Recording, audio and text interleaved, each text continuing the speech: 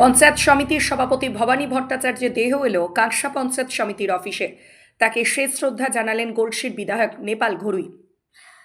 জেলা তৃণমূলের সভাপতি নরেন্দ্রনাথ চক্রবর্তী, পশ্চিম বর্ধমান জেলার জেলাশাসক শ্রী পন্নাবালাম এস, দুর্গাপুর মহকুমার মহকুমার শাসক সুমন বিশ্বাস, কাঁকসার বিডিও সৌরভ গুপ্তা, কাঁকসা ব্লকের তৃণমূল পরিচালিত নবকুমার সামন্ত, বিজেপির জেলা সহ সভাপতি রমন শর্মা সহ তৃণমূল নেতৃত্বরা সকলেই দুঃখ প্রকাশ করে ভবানীবাবুর পরিবারের পাশে থাকার আশ্বাস দিলেন।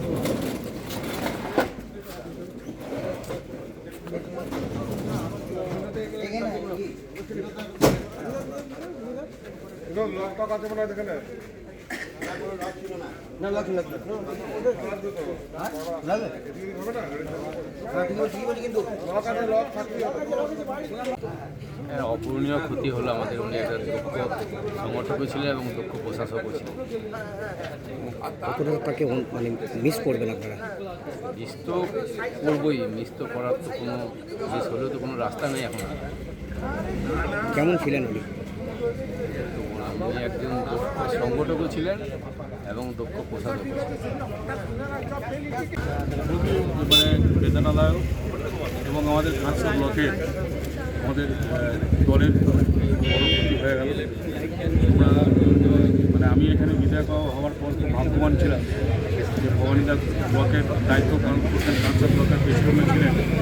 পরবর্তীকালে উনি পঞ্চায়েত সমিতির সভাপতি হয়েছেন এবং সভাপতি হিসাবে যেভাবে মানুষের কাজ করেছেন, আমরা কাঁকসাবাসী হিসাবে কাঁকসার সাধারণ মানুষ তারা খুব গর্বিত এবং এত সাধারণ মানুষ ছিলেন, মাটির মানুষ ছিলেন।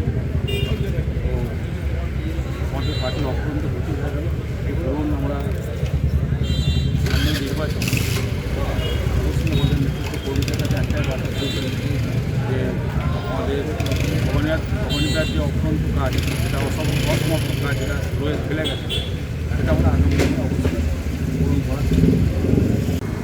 দেখুন, জীবন আর মৃত্যু স্বাভাবিক।